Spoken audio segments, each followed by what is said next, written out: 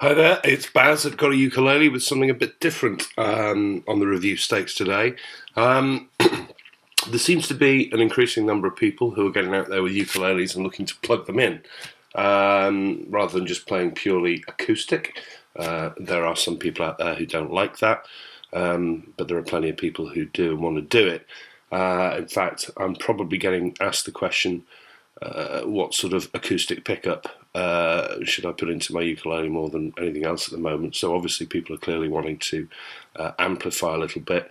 Now amplification can mean anything between going for full-on rock sound, but more commonly people are wanting something to practice with solid ukuleles, say bedroom practice with a small amp, or to add a bit of volume to busking, or to their club meets where they may feel they're not being heard.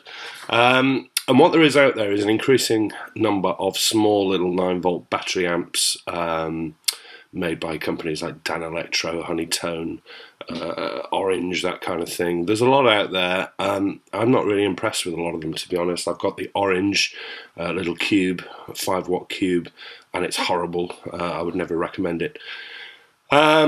Now, when I'm playing on stage, we're plugging into 500 watts of rig, or if I'm practicing and I want to be loud at home, I've got a 50-watt Marshall that I plug into, but that's quite a lot for a lot of people to take on, a lot of money too. So where do we stand in the practice amp, portable amp stakes? Well, a couple of people in our band, the Nukes, use these Roland mobile cubes, and I've been really impressed with them. So I bought one myself, and this is me having a look at it. This has got a massive 2.5 watts per channel, 2 channels, stereo. So 5 watts total, which is, you'd think, well, that's pretty low. But you'd be surprised how loud this actually sounds. Made by Roland, so the build quality is absolutely superb. This is solid as you like, and it retails for about £120. Which in amplifier stakes is not a lot of money. It is a lot of money compared to the little tin box things that people are buying, but you get what you pay for. Roland, the Cube series, comes in a whole variety of flavours, from some pretty big street amps to the Micro Cube, which is fairly tiny, about half the size of this. I think, though, that this comes with the best sort of balance between features, sound and price at 120 quid. So there we are. We've got a superb build, a couple of 4-inch speakers giving you stereo output. So let's have a look at what we've got. Let's go over to the top. The strap getting in the way there. I should have taken it off. So we've got a volume control for a microphone, because this has got a microphone input. And as well as a microphone input, you can also plug an instrument in at the same time, which is cool. That's very good for busking. If you think about it, you can take your uke and a microphone and stand and play it through this thing. So we have this section, which is the microphone section, and then onto the instrument section with a variety of inputs. You've got acoustic guitar through to a couple of their keyboard inputs, normal and fat. Audio input if you want to import a MP3 track or something from a processor that you can play along to. And then 3 sections for electric guitar, clean, overdrive and distortion. So you've got all sorts of inputs there. And you can experiment with those, because of course you can plug the ukulele in and have it on any of those channels and see what sound you like yourself. This is our instrument channel volume. We have a chorus button which just applies chorus. Center cancel is if you're playing a piece of music that's pre-recorded through it, will try to take the vocals out so you can play along. We have a tone control, and we have an effects knob that gives you varying degrees of delay and varying degrees of reverb. So, little sort of leatherette strap on the top there. The input section is on this side, where we have a microphone input. You're not really seeing that. There we are. A microphone input, which is a standard jack input. I'm a little disappointed. I'd rather see that as an XLR input. We have a stereo jack input. If you're plugging a ukulele in, you'll just go into here and it will give you mono across the 2 channels. If you plug a keyboard in, you plug a left and right in. We have an aux in for an MP3. or something like that. And we have a couple of RCA jacks if you want to plug in something from a mixer or a signal processor, that kind of thing. And then on the other side, we have headphones, power, and AC adapter input. The whole thing runs pretty amazingly on 6 AA batteries, and for 6 AA batteries you'll get 15 hours of continual sound. I think that's pretty amazing, not bad at all. Another nice little feature on the bass, that silver gadget is a microphone stand adapter, so you can have this on a microphone standing up behind you if you're playing. So all pretty nicely featured really, and as I say, a lot louder than you think it would be. It's going to be difficult for me to record this into the Mac just to give you an idea on sound, but let's give it a go. So standard jack socket into my electric uke, so in we go, and we have, this is my go down, which is on about half volume. Let's just take up the instrument volume so I don't try to blow you out. So we have the standard acoustic guitar setting.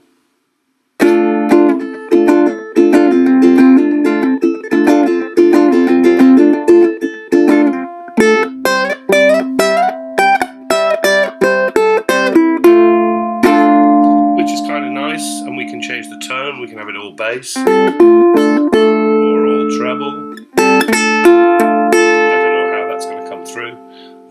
12 o'clock. I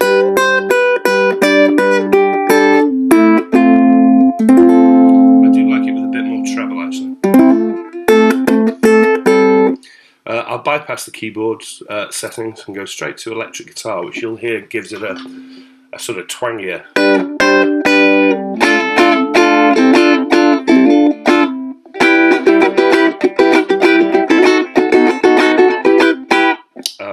Overdrive.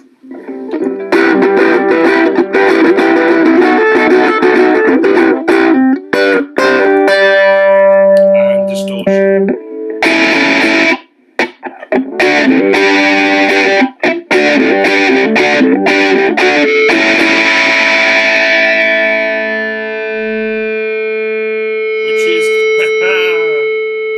Which is kind of cool. I don't think I'm going to be using those. I'll probably put pedals in. These are on board. But one thing I would say about the effects is, being Roland, the effects are made by one of the best effect pedal makers on the planet, because Roland is Boss and Boss is Roland, which is kind of a cool thing.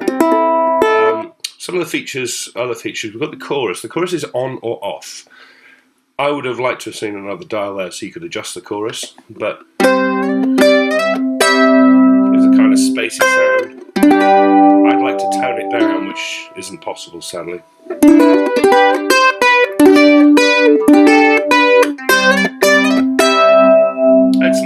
It's nice enough. And then the funky things, we've got a variable delay. That's a very short delay, up to a longer delay.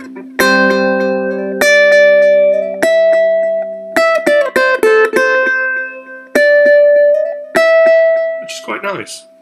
A short reverb, very short, to a very long reverb.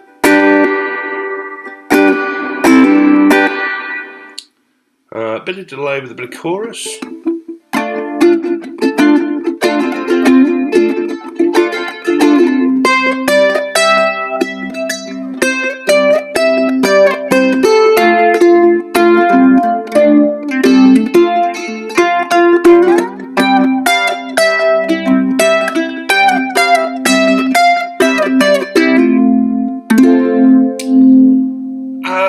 I think it's pretty good. I mean, just on clean is really probably how I'll play it. Maybe with a bit of reverb.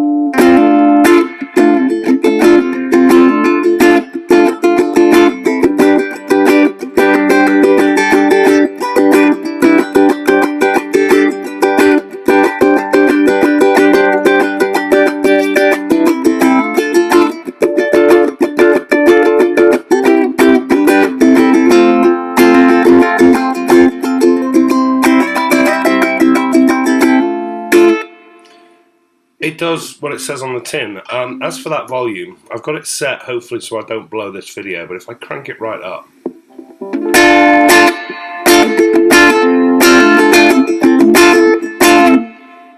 That's seriously loud. I was playing it in the living room last night on fairly low, and my wife was watching the TV, and I cranked it up. She screamed at me.